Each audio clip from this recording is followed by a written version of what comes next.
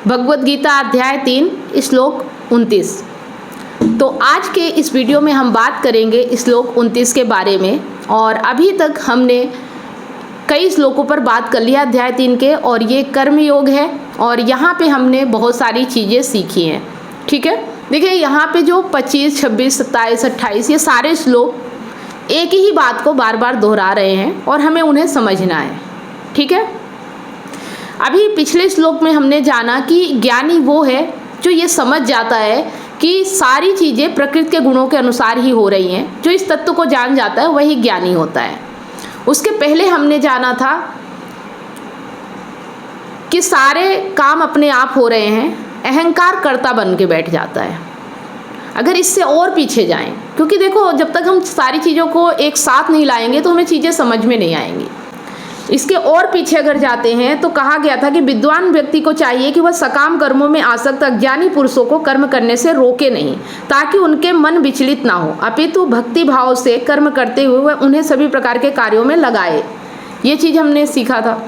उसी चीज़ को आज यहाँ पे श्लोक 29 में कहते हैं कि माया के गुणों से मोहग्रस्त होने पर अज्ञानी पुरुष पूर्णतया भौतिक कार्यों में संलग्न रहकर उनमें आसक्त हो जाते हैं, यद्यपि उनके ये कार्य उनसे ज्ञान के अभाव के कारण अधम होते हैं।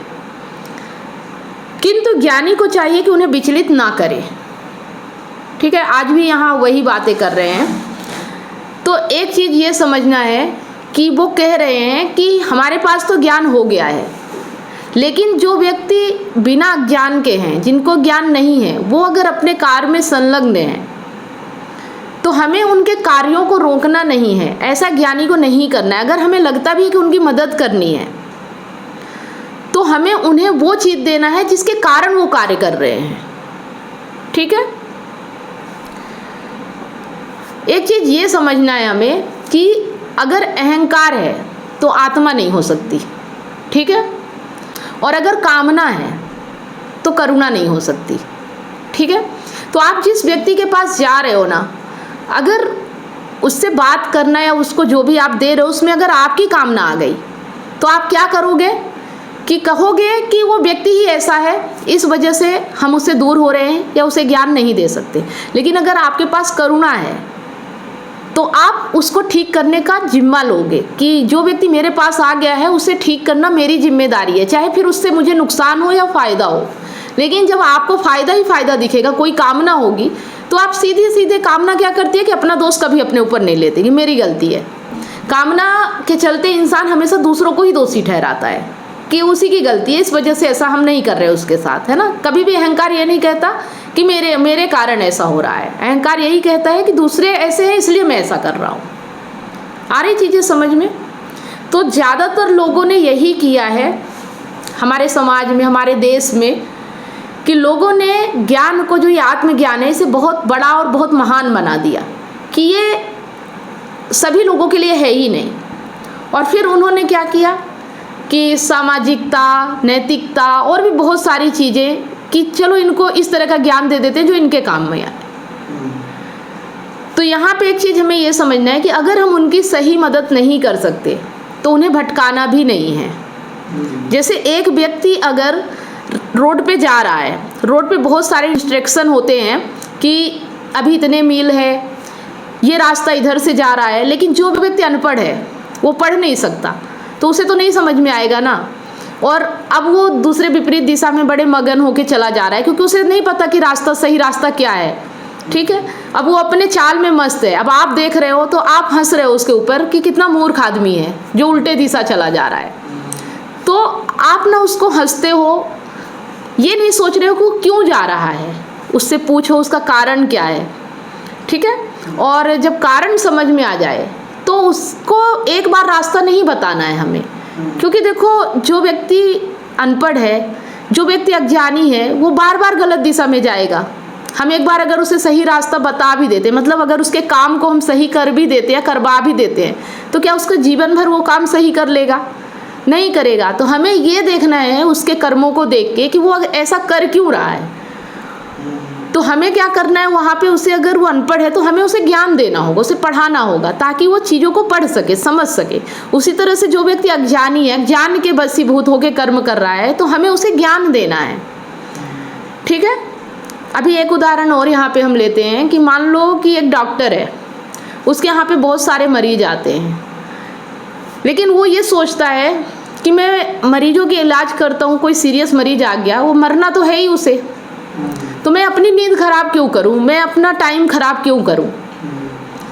लेकिन अगर वो निष्कामी है, उसके अंदर करुणा है, तो वो ये सोचेगा कि मरना तो है ही इसे, लेकिन मैं जितनी मदद कर सकता हूँ या जितने पल मैं इसे बचा सकता हूँ और तेज़ी से उसके लिए मुझे काम करना होगा। अगर मैं थोड़ी 1 घंटे देर से जाऊँ तो मुझे 10 मिनट पहले चले जाना है ताकि मैं उसे बचा सकूँ। तो जब दिख जाए कोई व्यक्ति हमें हमारे सामने कि वो अज्ञान की राह पे जा रहा है, अगर हमें समझ है कि ज्ञान से उसकी दुनिया बदल सकती है, तो बिना उसका मजाक उड़ाए, बिना उसे गलत बोले, क्योंकि उसे तो समझ है ही नहीं ना, हमें उसे बोर भी नहीं करना है, उसके कामों को डिस्टर्ब भी नहीं करना है, और करुणा के साथ उसकी भलाई के लिए हमें उसके साथ काम करना है। मैं ये मानती हूँ कि वो सहयोग करेगा तभी होगा, लेकिन फिर हमारा ये भी फर्ज नहीं बनता ना कि हम उसको दुख दें। अगर वो हमसे मदद नहीं मांग रहा है या हमारे कहे अनुसार नहीं चल रहा है, ये मैं मानती हूँ कि ये कह सकते हैं कि डॉक्टर को अगर मरीज समर्पित नहीं होगा तो डॉक्टर इलाज कैसे करेगा। लेकिन अगर वो मरीज समर्पित होके आया है तो फिर हमारा फर्ज है कि उसे पूरे जी जान से बचाना। ठीक है, आ रहा समझ में? तो यहाँ पे क्या कह रहे हैं, जो श्लोक में है वो चीज़ें हमें समझ में आ गई होंगी, किंतु ज्ञानी को चाहिए कि उन्हें विचलित ना करे। ये ज्ञानी का धर्म होता है। और ज़्यादातर लोग अपने आप को ज्ञानी समझ लेते हैं और लोगों का मजाक उड़ाने लगते हैं कि हमें समझ में आ गया। मतलब जो अपने आप ज्ञान की राह पे चल रहा है उसकी तो कोई भी मदद कर ही देगा, जो रास्ते पे निकला है तो उसकी मदद तो कोई ना कोई कर ही देगा। सही ज्ञान तो वो है कि जो अपनी मदद नहीं कर पा रहा है, जिसको नहीं समझ में आ रहा, उसे हम ये सब करा सके, उसे ज्ञान दे सके। ठीक है। और वो ज्ञानी कैसा, जो अपने ज्ञान को अपने अंदर ही संभाले। ज्ञान तो वो होना चाहिए कि हमें मिला है तो हम 10 लोगों को और बांटेंगे। करुणा हमारी ऐसी होनी चाहिए। ठीक है। तो अभी आप इस चीज़ को समझ रहे हो। अगर आपको भी कुछ उदाहरण देने हैं या अपनी लाइफ से कुछ ऐसी चीज़ें हैं तो आप यहाँ पे बता सकते हो। जी, मुझे तो इस श्लोक से यही समझ में आया, और आपने जैसा कि कहा कि हमें अगर किसी के कर्म को, कि अगर हमें किसी के कर्म को देखकर बुरा लग रहा है या ऐसा लग रहा है कि वो कर्म गलत कर रहा है, तो उसको डायरेक्ट ये चीज़ नहीं बोलना है कि तू ये गलत कर्म कर रहा है, इसको ऐसा कर ले वैसा कर ले। मतलब हम डायरेक्ट उसके कर्म को सुधारने पे लग जाते हैं, है ना, कि तू इस तरह से मत कर। मतलब हमें ज्ञान है कि वो गलत कर रहा है, लेकिन उसके अंदर ज्ञान नहीं कि वो गलत कर रहा है, लेकिन हम उसे डायरेक्ट उस कर्म को सुधारने की बात करते हैं। लेकिन अगर हम उसे उसके कर्म को सुधारने की बात ना करके उसे ज्ञान दे दें कि वो कर्म क्यों गलत कर रहा है, जो हमें ज्ञान है वो उसके अंदर डाल दें उस ज्ञान को, तो हो सकता है कि वो आगे भी उस कर्म को गलत कभी नहीं करेगा। नहीं तो तुम्हारे सामने तो सही कर लेगा, जबरदस्ती या शर्मा कर या लाज बस वो कर लेगा तुम्हारे सामने सही, लेकिन क्योंकि उसे अंदर से उस कर्म को सही करने का ज्ञान नहीं है, तो वो अल्टीमेटली आखिरी में जा करके वो गलत ही कर्म करेगा। तो किसी को डायरेक्ट किसी के कर्म का मजाक नहीं उड़ाना है, किसी को बुरा नहीं बोलना है। अगर दे सकते हैं तो उसको अंदर से ज्ञान देना चाहिए, उसको ज्ञानी बना दो। और अगर वो ज्ञान नहीं लेना चाहता है तो उसको उसके हाल पर छोड़ दो, लेकिन वो जब भी तुम्हारे पास आए तो केवल ज्ञान से उससे कर्मों को सही करो, ना कि उसके कर्मों को गलत बोल बोल के उसका मजाक उड़ाओ, हंसो या उसे बुरा फील कराओ। इससे वो दुखी होता रहेगा, ना कि उसके कर्म सही होते रहेंगे, और उल्टा वो अपने आप को ग्लानि महसूस करेगा। तो मुझे इस श्लोक से यही समझ में आया कि ज्ञानी को किसी भी मतलब ज्ञानी को किसी भी आदमी के कर्मों का तिरस्कार नहीं करना चाहिए और ना ही उसे विचलित करना चाहिए। बहुत अच्छी बात है कि आपको समझ में आ रहा है, और शायद अगर आपके उदाहरण से समझूं कि आपके साथ ऐसा हुआ है तो आप भी कुछ ऐसे काम कर रहे थे, जैसे कि कुछ चीज़ें ऐसी है कि जो आपको नहीं समझ में आ रही थी, लेकिन जब से आप हमारे साथ बैठने लगे, ज्ञान लेने लगे, तब से आपके कर्मों में सुधार आने लगा।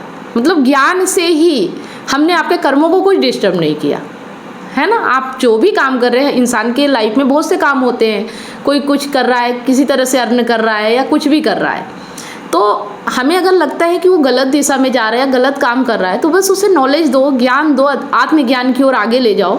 अपने आप वो अपने विचारों को समझने लगेगा, अपने कर्मों को समझने लगेगा, उसका कर्म सही हो जाएगा। हाँ, यदि हम डायरेक्ट किसी को बोलते हैं कि इस काम को ऐसे मत कर, वैसे कर, या ये काम छोड़ दे, तो वो नहीं छोड़ेगा। लेकिन अगर उसे ज्ञान दे दिया गया है तो शायद उसके अंदर से ही वो काम छूट जाए, मतलब अंदर से ही। और एक उदाहरण मैं अपना भी देना चाहूँगी कि मुझे भी कहीं ना कहीं इस चीज़ से ऐसा लगता था और दुख होता था। जैसे मेरी माँ है या कोई भी है मेरे सामने बैठा है, उसको मुझे लगता है गलत कर रहा है, तो मैं सीधे सीधे उसके काम को देखने लगती थी कि ये काम गलत हो रहा है या तुम्हें ऐसा नहीं करना चाहिए, तुम ऐसा कर रहे हो इसीलिए तुम्हारे साथ ऐसा हो रहा है ना। तो मुझे ऐसा समझ में आया कि मैं चाहती तो भला हूँ, लेकिन कहीं ना कहीं मेरे शब्दों में ऐसी चीज़ होती थी जो उन्हें तकलीफ पहुँचाती थी। तो मुझे भी समझ में आया कि किस तरह से हमें लोगों से जुड़ना है और किस तरह से लोगों को अपनी बातें मनवाने के लिए हमें काम करना है। अगर एक उदाहरण और देखा जाए यहाँ पे, तो जैसे कि जो शराबी है, शराब के नशे में वो झूम रहा है, ठीक है, तो वो झूम रहा है, हमें दिख रहा है कि झूम झाम के गलत इधर उधर चल रहा है, भटक।